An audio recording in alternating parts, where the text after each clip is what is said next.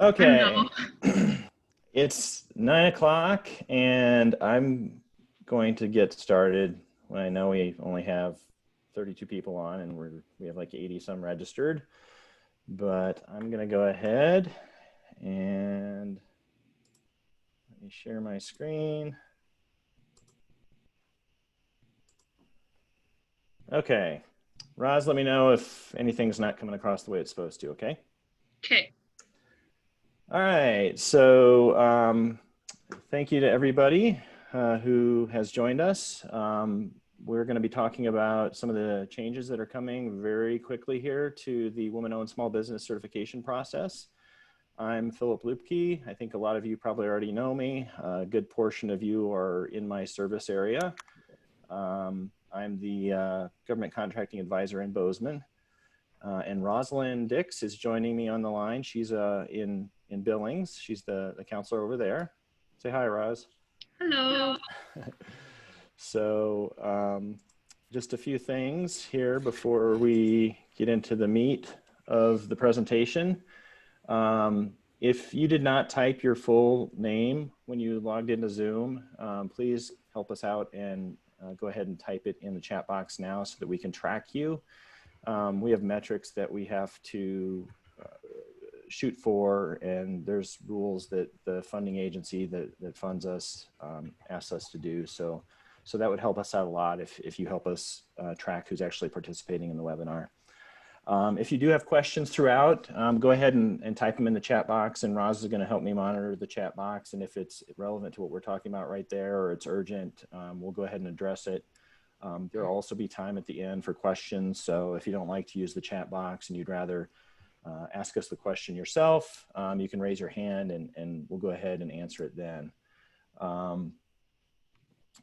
The inevitable question, yes, slides will be emailed to everybody. And then, oh, I need to make sure this is recording. I think I set it up. It is. Oh, okay, yeah. So this is being recorded. So we do have a YouTube channel that we've been adding our webinars to. It doesn't have a nice friendly URL. So the easiest way is to go to YouTube and search for Montana PTAC and it'll pull up. Or when you get the slides, I did link to it on this slide. So you can get to it that way as well. As we do every time we do a training or a webinar, we have to tell you a little bit about who we are and what we do. I know a lot of you are already clients of the PTAC, so this is going to be a review for you, but the Montana PTAC is part of a nationwide program called the Procurement Technical Assistance Program. And we were created back in the 80s by Congress to help small businesses, well, businesses, but particularly small businesses compete in the government marketplace. So the federal funding partner I was talking about earlier is the Defense Logistics Agency. So we could have all kinds of rules and regulations we have to follow from them. The program works by cooperative agreements with state and local governments and nonprofit organizations. There's 94 of them nationwide, and there's over 300 local PTAC offices. So, for example, the Bozeman Subcenter is an office, whereas the Montana PTAC is in Billings. That's the actual PTAC. So, what we do, we can help you with all kinds of things that relate to government contracting. Doesn't matter whether it's federal, state, or local. We help you get registered in the registration systems at the federal level. That would be SAM, the System for Award Management. At the state level, that's something called EMAX. We can help you with certifications, which is what we're talking about today: woman-owned small business, veteran-owned small business, service-disabled veteran-owned small business, 8A, hub zone, all that kind of thing. We do a lot of training. We teach you how to find opportunities. We have a free bid match service for clients that can help you find opportunities and get them in your email inbox. We can show you how to do market research and figure out who the right agencies are to target, who might be interested in buying your services. After you get a contract, we can help you. Well, we can help you with, if you have to submit a proposal, we can help you do a review of that proposal. Once you get a contract, we can help you with the invoice processing platform or the whatever invoicing system it is. And if you have any questions along the way that pertain to government contracting and compliance with government contracting, we're your go-to resource for that. And all of this is at no cost to you. So this is a map of our locations. We're in Billings, Lewistown, Great Falls, Bozeman, Hamilton, Missoula, and Kalispell. And if you look at the colors of where each of those centers are, all the counties that are that same color are the service area for that particular subcenter. And one thing I should point out is that my office is closing at the end of this month. My understanding is everybody in the gray area will be serviced by the Billings PTAC beginning August 1st.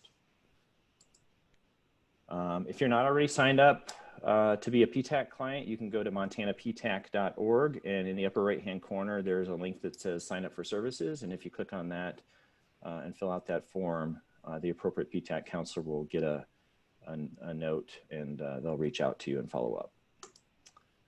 All right, so before we get started, I'm going to try this poll feature that I've never used before. So let's see if this works. Okay, I'll give you a few seconds here to answer this question. Is it showing up, Roz? Yeah, people are, they're doing it. Yep. Okay. That's pretty cool.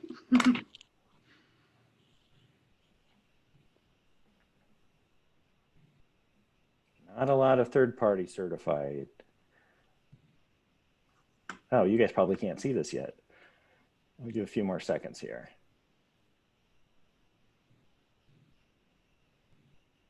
All right, let's go ahead and end the polling and share the results.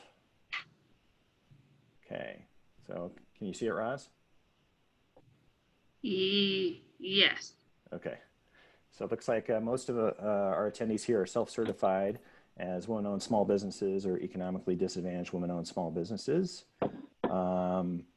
Looks like we have some, next highest group is women-owned businesses that are not currently certified, and we have a few other people on the line there. So, all right. So what we're going to talk about today, just for the benefit of those of you that are not, I guess probably the ones that are not certified maybe, is we're going to recap a little bit about the program itself, what its benefits are, how you are eligible for it, and what the current certification process is.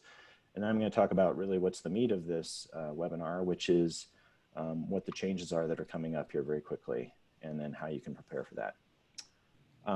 And Roz, can you help me like mute people if they're coming on and there's noises in the background? Yes. Okay, thank you. All right, so the idea behind the Women-Owned Small Business Program, Federal Contracting Program, is to level the playing field for women business owners. The federal government has a goal. They have goals for different socioeconomic categories, and they want to award a certain percentage of their procurements to these different socioeconomic categories. When it comes to women-owned small businesses, that goal is 5% of all prime contracts. In addition to that incentive that contracting officers have to meet that goal, there are also set-asides and sole source contracts that are allowed to limit competition. So basically, if you're certified as a woman-owned small business or economically disadvantaged woman-owned small business, you will have a smaller pool of competition to compete against when you're going after these contracts. And this limited competition can only happen in certain industries. So every 5 years, I believe, SBA does a study on contracts that were awarded in the different NAICS codes, the North American Industry Classification System codes, and figures out in which industries women-owned small businesses are underrepresented. And those are, and they have, you know, statisticians analyze it, and they figure out, like, based on the numbers, which NAICS codes are going to be eligible for this limited competition. And so when you get these slides, if you click on these links, it takes you to the page, the SBA website, where you can see that list. And so there's a separate list for women-owned small businesses and another list for economically disadvantaged women-owned small businesses. If your business does not operate if the NAICS codes that are apply to your business are not on either one of those lists, it doesn't mean that you can't be certified as a woman-owned small business or an economically disadvantaged women-owned small business. But what it does mean is that there's never going to be an opportunity for you to have a set-aside contract. There's not going to be a solicitation that's set aside for women-owned small business or economically disadvantaged women-owned small business. And there's not going to be definitely an opportunity for sole source contracts. It's still going to be of interest for contracting officers to hit their goals, and they can hit their goals by contracting with you. But again, there's not going to be that limited competition opportunity.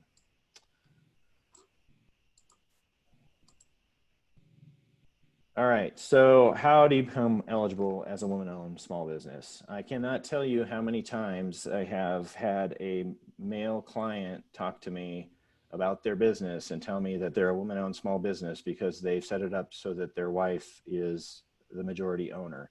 But in all the communication with that person, I've never spoken to their wife, and it seems like the husband is always the one who's dealing with the business. So it's something more than just that. But here are the requirements. You have to be a small business for starters, and I won't diverge too much into that, but basically that's determined by your NAICS code. So you could be a small business in one NAICS code and not a small business in the other NAICS code. But basically you have to be a small business concern in your primary NAICS code. And then the firm has to be at least 51% owned and controlled by one or more women who are US citizens, and the ownership must be direct and unconditional. So we can get in the weeds here, but basically a woman could be the majority owner, but because of the way the bylaws are written, she may not actually have control, or because of the way the bylaws are written, there may be certain caveats that would make it so that she wouldn't be in that situation anymore. So those are all things that SBA looks at when, or the third-party certifiers look at when they're trying to figure out whether you are you actually meet the requirements. The other thing, and this goes back to what I was saying before about male clients who've talked to me, the woman must manage the daily business operations, and that means she has to hold the highest officer position in the business. She has to work at the business full-time during normal working hours. She has to have managerial experience required to run the business, make long-term decisions for the business, and there's no requirement for the minimum amount of time for the business to be operational.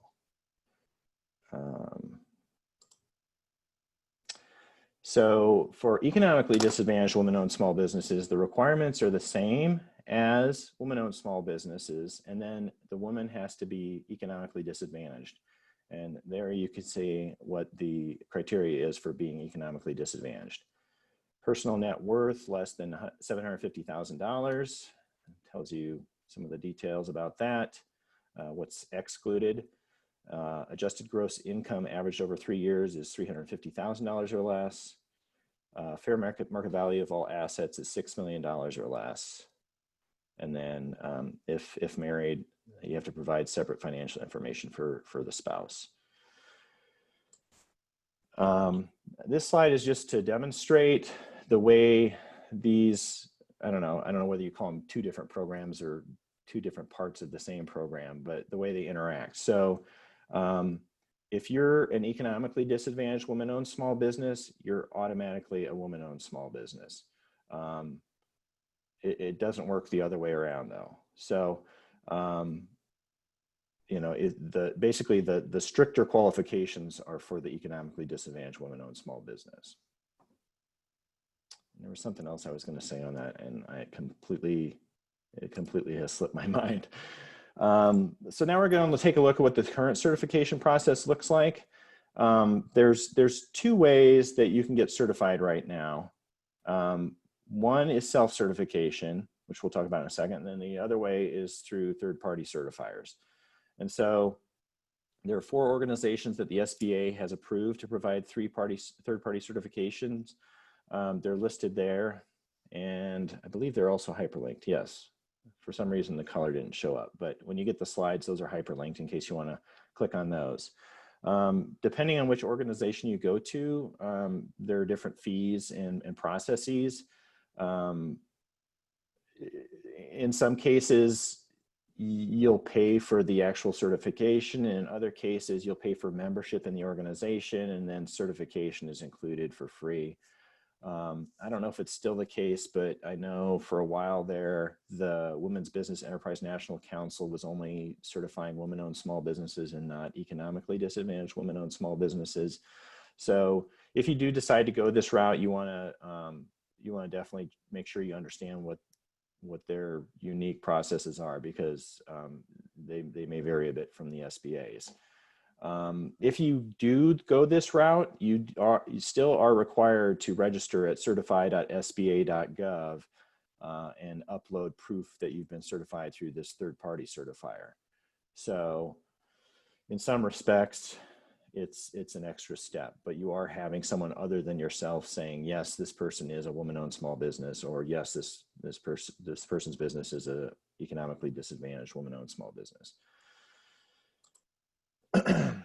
So when it comes to self-certification, I know a lot of you on the line have already been through this process, so you're familiar with this, or at least, I guess, hopefully you've been through this process. Maybe you didn't complete all the steps, but if you had assistance from the PTAC, I imagine you did.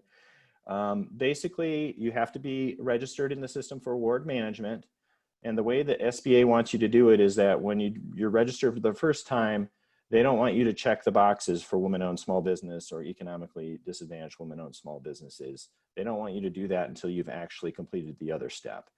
And if you are not already in the system for award management, you're going to have to wait until you get active, and that can take 2 to 3 weeks. So once you're active in SAM, you go to certify.sba.gov and create an account there. You're going to need your DUNS number, your taxpayer identification number, and your MPIN. And hopefully you've either written that down from your SAM registration or committed it to memory. I think that's probably the kicker for most people. I think a lot of people know what their taxpayer identification number is and their DUNS number is, but they completely forget about the MPIN. But you are going to need that for that. And one important thing I would note, because we do see clients where the owners delegated certain duties to their administrative assistants or what have you, or the other employees. The SBA only allows submissions and digital signatures from qualified business owners. So it needs to be the business owner that's going through these steps. Once you have your account set up at Certify, you go to the programs tab, select the program you want to apply for. There's separate programs for WOSB and E.D.W.O.S.B. And basically it's like they call it a wizard-driven application process where you will be answering questions, and as it goes along, depending on how you answer the questions, it will prompt you to upload certain supporting documentation. So you're either going to need to have a scanner handy, or I guess maybe your smartphone, or maybe already have all the documents you need in a PDF format. They do have a preparation checklist available there on certified.sba.gov that tells you, based on the legal structure of your business, what documents you may need to upload. So that's something that's I usually recommend people take a look at before they get started on this process. Once you've uploaded everything, as it stands now, under the old or existing process, nobody's going to approve you for anything. You've just uploaded everything it says you need to upload, and then basically you've self-certified. So at that point, you can go back into SAM, the System for Award Management, and update your entity registration and check those boxes, whether you're WOSB or EDWOSB or both. And then to maintain your certification, you're under the existing requirements, we're required to maintain your SAM registration and update your Certify registration at least once a year.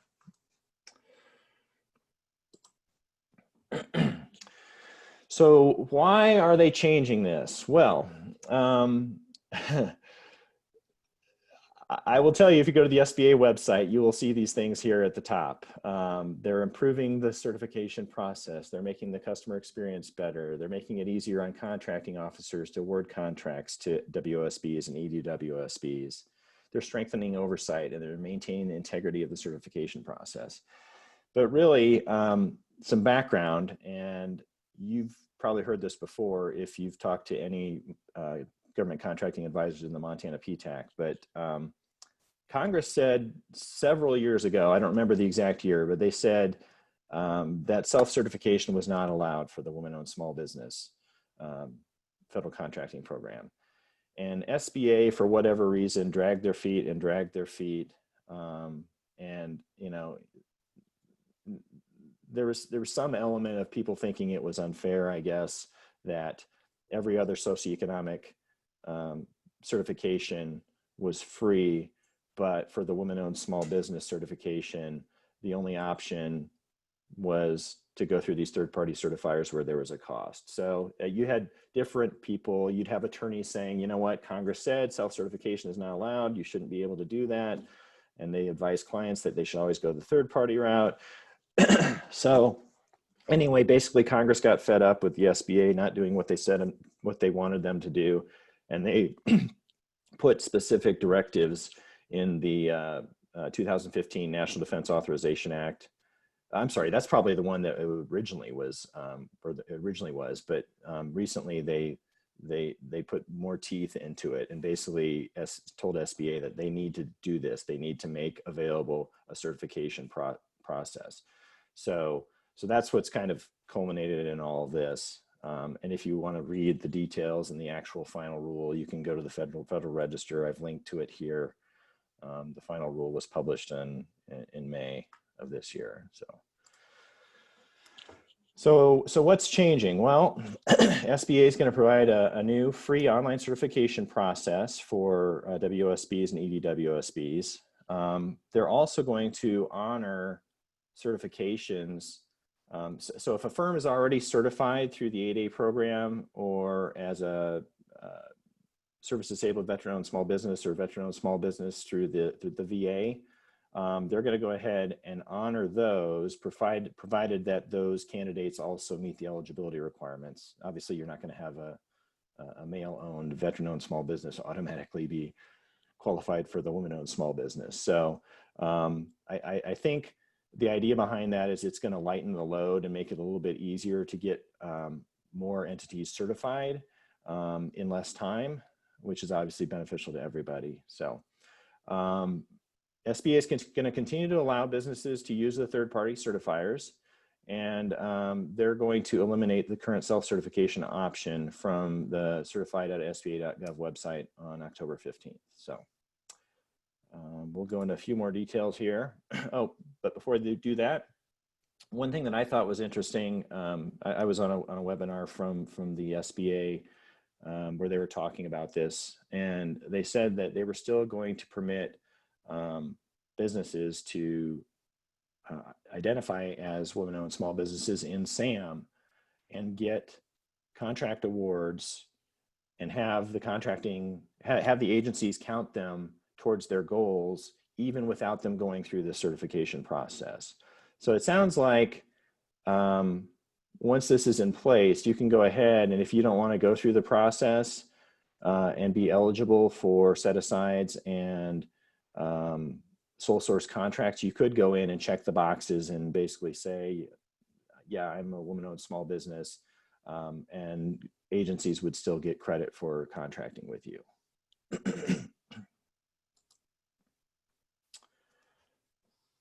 Let's see.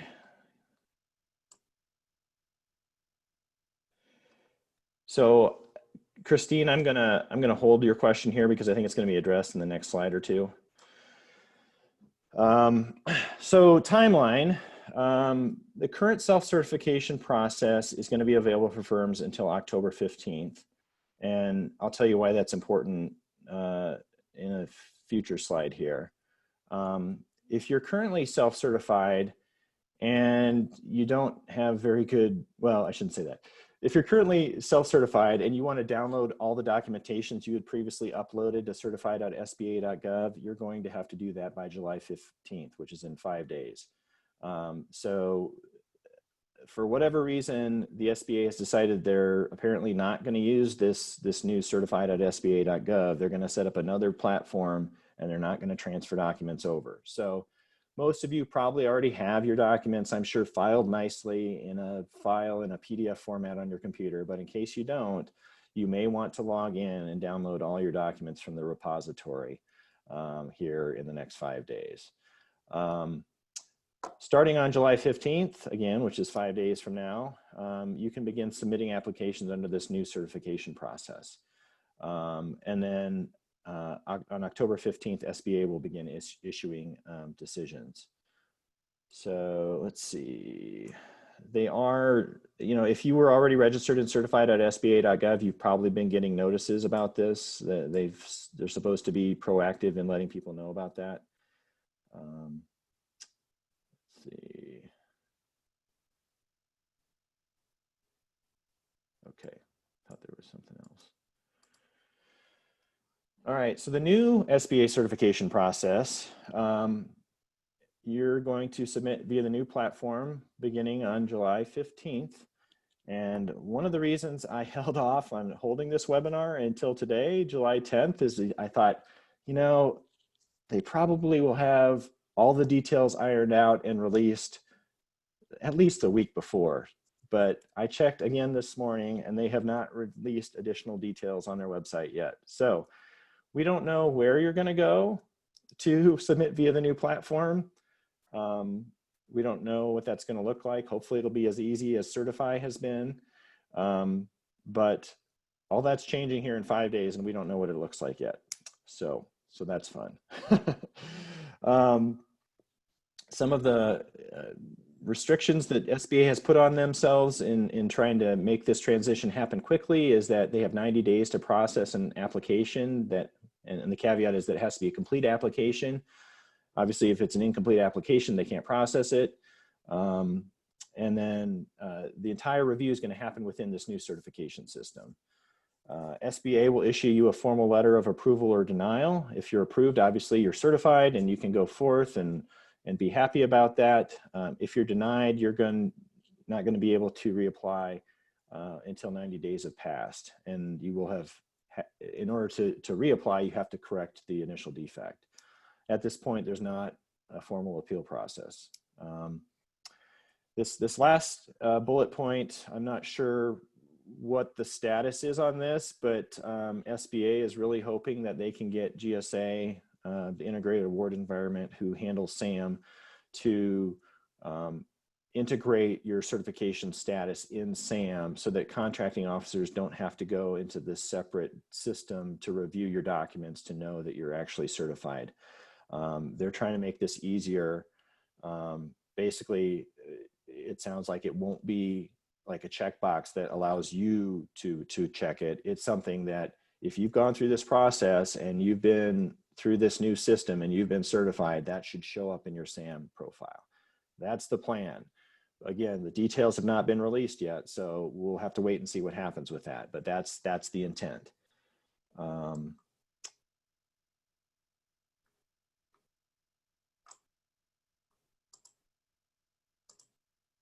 Okay, so for third-party certifiers,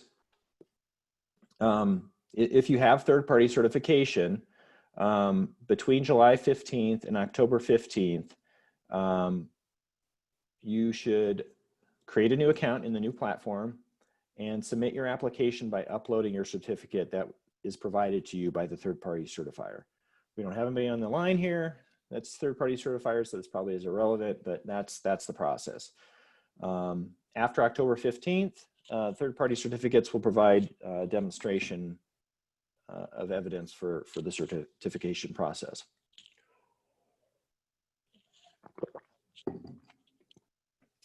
And at this point, there's no change in the list of third-party certifiers. It's still the 4. I thought I heard somewhere that all of them were going to be required to offer both women-owned small business and economically disadvantaged women-owned small business certification, but don't quote me on that. And again, fees and processes still vary, so please make sure that you're checking with the third-party certifier that you choose to go through on what their exact process is. Hey, Philip. Yeah. So the uploaded files that are currently in the current SBA certify.gov, those documents will those still be available for people to view, like contracting officers, until October 15th? Or I believe so, and I don't know, it might be on an upcoming slide here, but okay. that's not going to be shut down until October 15th. So Okay. I think this might be the next slide. Okay. Oh, no, I think I addressed that in a future slide though. If I don't, come back to it. Okay. Okay. All right.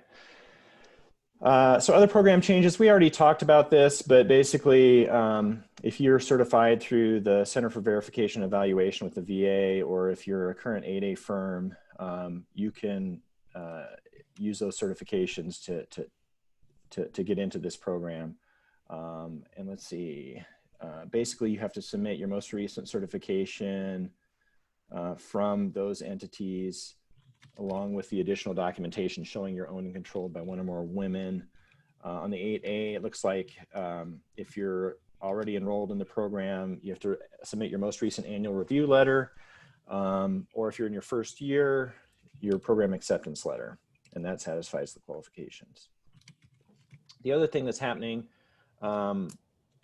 they're aligning the requirements or specifications, I guess the standards for economic disadvantage. So 8A and economically disadvantaged women-owned small businesses had slightly different criteria, but beginning July 15th, they're both going to use the same criteria. And so the one change is noted there, that funds invested in IRA or other official retirement account will not be considered in determining the individual's net worth. All right, so yes, this is the nitty-gritty details, and Roz, this is the slide I was referring to. So, because we had a question in the chat, so I just wasn't sure how to answer her. So. Okay, so beginning October 15th, contracting officers will no longer have to verify WOSB firm's documentation. This is what they're saying, but we haven't seen it yet, but supposedly it's going to be displayed in the SAM profile. Okay. And then SAM is going to expedite an application if a firm is considered an apparent awardee for a contract.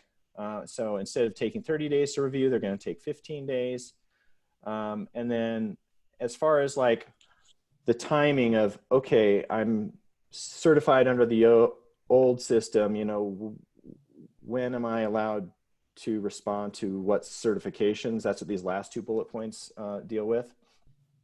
So if the solicitation was set aside for women-owned small business or economically disadvantaged women-owned small business prior to October 15th, you're still eligible under the self-certification, the old self-certification requirements. For solicitations, set aside solicitations posted after October 15th, firms have to receive formal certification from SBA. So my takeaway from that, and related to the question that Roz passed along from the audience, is that until October 15th, the old still counts. So even though firms aren't going to be able to access it, it seems that contracting officers would have to be able to access it because of the way they've set up this cut point, this deadline. Does that make sense? That makes sense to me, yes. If it doesn't make sense to the audience, please speak up.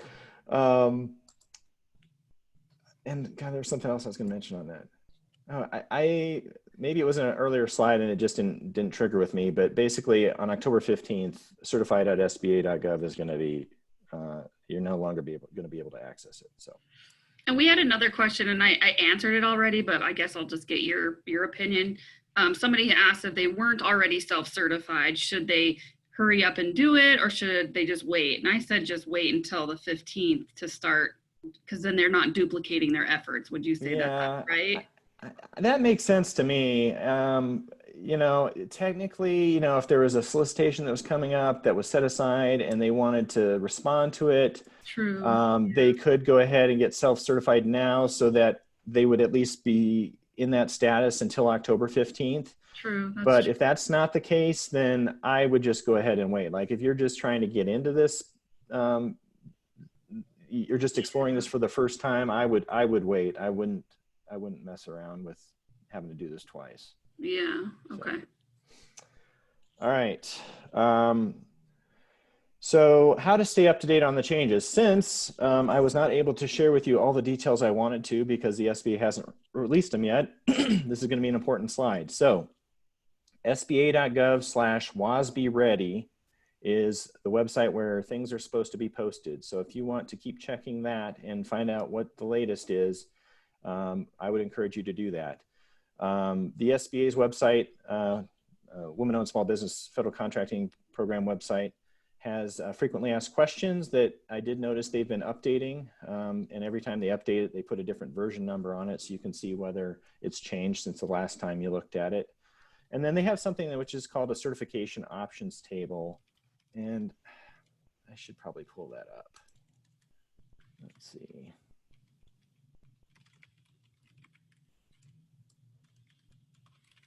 So, you know what? I'm going to, I had actually downloaded this in advance, so I'm going to pull up just the PDF of that so you can see what that looks like. Because it seems like a weird name. It's like nobody's going to instantly know what that means. So I will show that to you.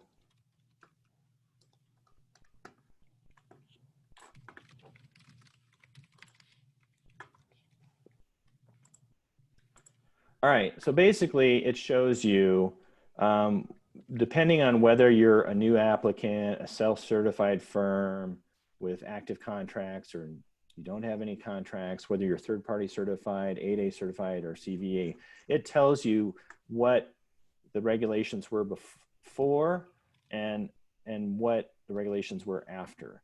So this is good for some of these specific questions that we're getting into where, you know, okay, this is my situation, what should I do? This table might help you with that. So that's a resource that's available to you on the website.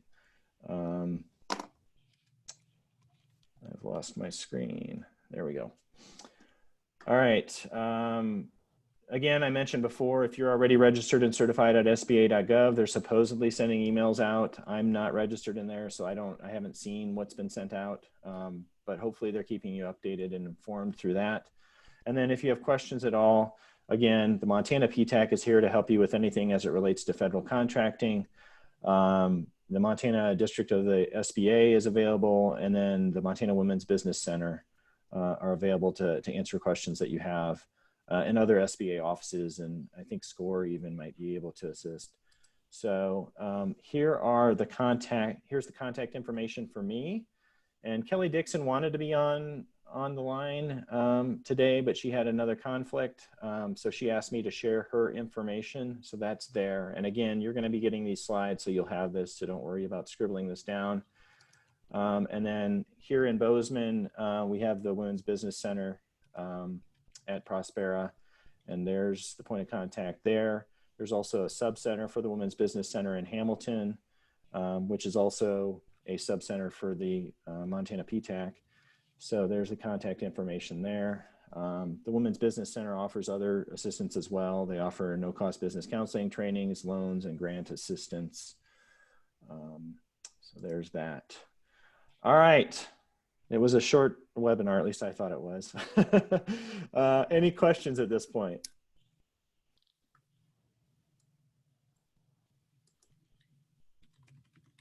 Roz, I have not been paying attention to chat, so is there anything? Nope, I was chatting just right now. Okay. So, yeah, I mean, I think the dates are confusing some people, like the July 15th and the October 15th. So, I mean, maybe let's just kind of sum that up a little bit. So, and please correct me if I'm wrong, Philip. So, July 15th is the day that anyone, whether you're new or old to the program, can start uploading their documents to the new platform. Is that correct? Correct. October 15th is the date that if you are old to the program, your documents need to be basically loaded into the new program by October 15th. Is that correct? I guess you can look at it that way. Basically, Okay. October 15th, yeah, the self-certification is going to go away after that. So Okay. I view them as kind of an overlap just because this is a transition period. So, you know, just because the SBA is not going to be able to take, I can't remember, they told us how many firms were in certified, but they're not going to be able to get them all instantly certified. It's going to take some time. So that's why they've built this overlap there, and why they've also started accepting these other certifications. So Let's see, Jessica said, you know, what's an MPIN? Your MPIN is what? marketing partner identification Partner number. identification number, and it's in your SAM registration. You would have made it up when you did your SAM registration, and in SAM it acts like an electronic signature. But when you go to register in the Certify site, you have to input it into the Certify site as also. There's other federal sites where you have to input your MPIN, but it's you created it when you created your SAM registration. And if you forget it, there is a way for you to reset it. True. Yes. But, you know, since the first process of the woman-owned small business certification is being registered in SAM and being active in SAM, hopefully you've just been in that system and you managed to write it down somewhere. Let's see. Angie asked, I was self-certified. Do I need to recertify by third party again after the October 15th? No. So your third party certification, you need to get that documentation and upload it into the new system by October 15th so that the SBA recognizes your third party certification. You don't need to go through your third party again. Well, and I think she said she was self-certified, so she doesn't even have. She was. She did. Yeah. I'm sorry. Yeah, not third. So third party, basically, you don't have to go through a third party.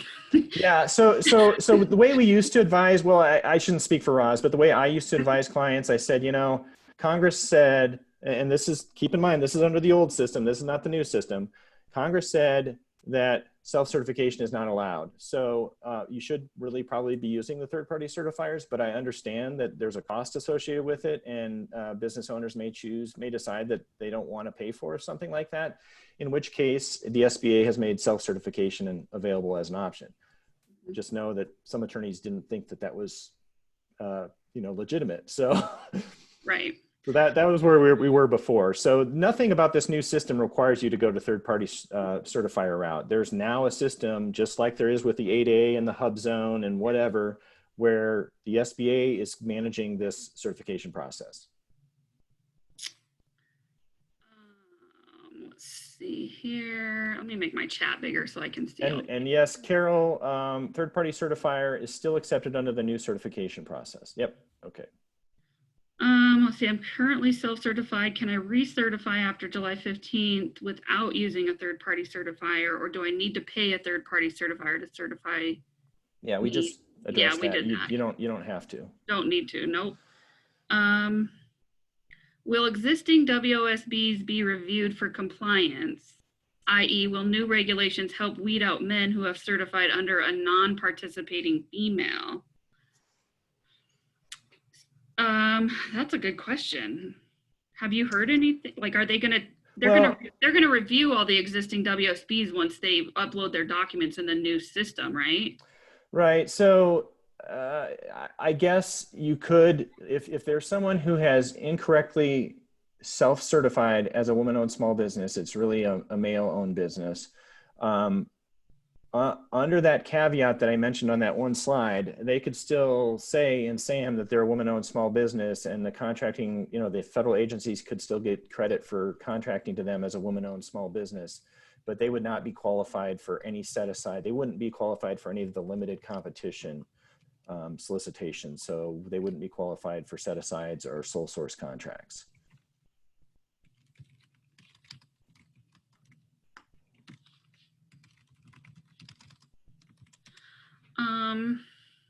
let's see. I don't know which ones we've already hit, sorry. No, I know you're fine. I'm kind of going through them right now. Okay. So if I'm understanding correctly, there's no link to the new platform yet. So how do they find out what the new platform is on July 15th? Is that the WOSB Ready site? Yeah, I would go to sba.gov/WOSB Ready. See, sounds like we'll continue to be able to continue self-certified, but will no longer be called self-certified. Maybe the difference is that our self-certifications weren't reviewed before, but they will be in the future. I mean, yeah, so yeah, that's right. You're no longer able to self-certified. And before, technically, the contracting officers were supposed to go into the SBA's repository and review your documents before awarding a set-aside contract. That was, the burden was put on the contracting officers to review your documents, but now the SBA is going to review them. That's an important point. I should have mentioned that, Roz. I was debating with how deeply to go into the existing system, but you're right. Yeah. So, I mean, if you look at it from your standpoint, I guess it seems like the process hasn't changed much. You're going to a particular platform, you're answering questions, and you're uploading documents. The key difference, as the questioner said, is that instead of that being the end of it, someone's actually reviewing it now and making sure it is what it says it is, and then sending you a letter that either says you're accepted or denied. Whereas before it was assumed that everything was good until the contracting officer went in to take a look at it to see if you actually did do what you're supposed to do. So Roz said it better than I did. Let's see, I'm just kind of, let's see, if you have multiple companies, does the company that has government contacts or contracts maybe need to be the one certified? And does the owner need to receive payroll from that company?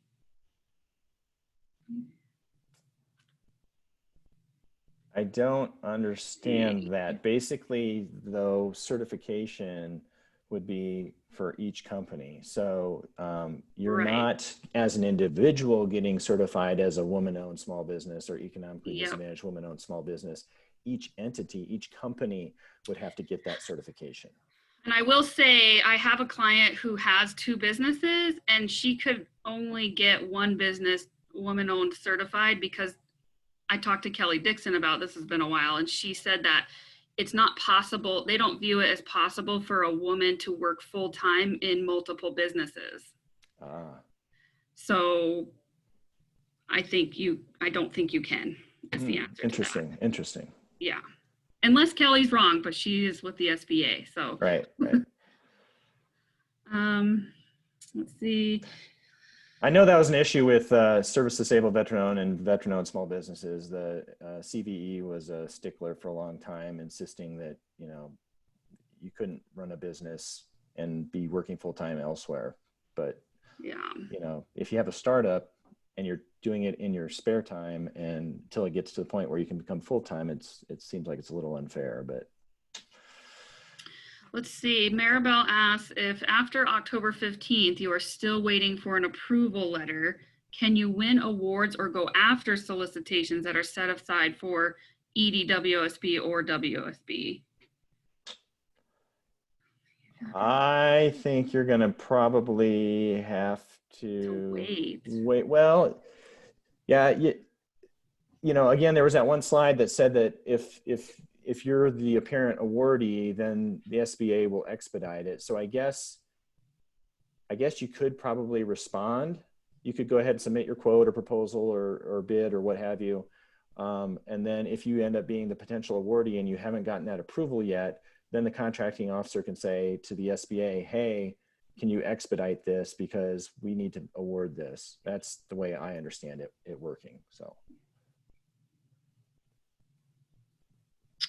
I'm a veteran. Do I need to do a separate certification for that plus woman owned?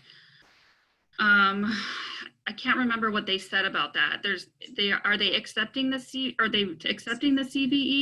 Yeah, so the question would be, okay, other than being a veteran, Carol, are you already certified as a veteran-owned small business or a service-disabled veteran-owned small business? Waiting for a response.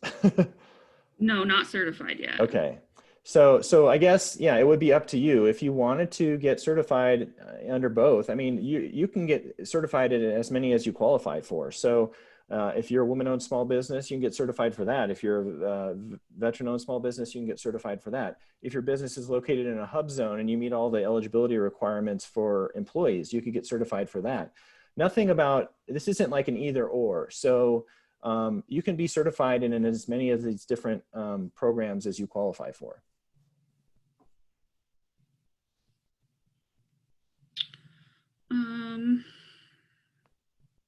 I don't have any other questions yet. Okay. Well, again, I will be sending out the slides via email. And so you will have contact information for me. You can go to montanaptac.org for all the rest of the PTAC counselors in the state. And then, like I said, there's also the SBA and the Women's Business Center that you can reach out to. Rosalind? Yes. Hi, this is Maribel. Sorry. Hi. I unclicked my mute because the question I have Okay. is at one point the SBA, because I know sometimes they do kind of pick out companies because there's so many at that time. They had picked my company because to make sure there's no fake companies out there. You know how many fake companies do come up? Yeah. And so they did do an kind of not an investigation, but they did look up they did pick one of my company was picked. They did do to check to see that I am a legit company, a woman-owned company. And they sent me a letter saying that, okay, they did the process and they found my company is qualified as a woman-owned small business. Now, would that letter qualify me as proof, or do I still need to go through the SBA process? Because it was done by the SBA and I do have the letter from them when they did this process. I have not heard that addressed anywhere. I mean, it makes sense logically that, hey, you've already been reviewed by the SBA. It seems like it should count. So maybe what I would recommend doing, and Roz, feel free to speak up if you have a different idea, but I would maybe reach out to, you know, Kelly Dixon and say, hey, I have this letter saying that I am in fact a woman-owned small business. You know, is this something I can upload to the new platform, and would that qualify, or do I have to go through this whole process again? That's what I would think. That's what I would do too. Okay. I unmuted because I didn't know how to really put that in the question, but yeah, so, no, that you're fine. Yeah, and if anybody else has questions that they want to ask, I mean, feel free. I mean, we still have time left, so. Okay. Let's see. What if you already have EDWOSB contracts? What do they do, Philip? Pertaining to what though? Like if they already have, if they have an existing contract, do they need to, I mean, yes, I mean, are they still, they're still okay because they're self-certified until October 15th? Like, right. And you know, right. I didn't address this, and I'm trying to, I think it's addressed in the frequently asked questions. I don't know it off the top of my head, but there's a certain, if a contract was awarded to you under E.D.W.O.S.B, I believe you're still valid for the length of that contract. And there's other situations where I think like some GSA contracts or something where there's even like, for some reason, 5 years is sticking in my head, but again, don't quote me on that. I think it's in the frequently asked questions though. I would check that out. Unless Roz, you know more than. That's how I understand it too, is that if you currently have a contract, then you're under the current program, then you're fine for that contract, but you're going to need to get it together and get into the new platform. Aware of any state agency contract set asides for women-owned? Any other pools this helps with? So in the state of Montana, there is not a preference program for women-owned small businesses.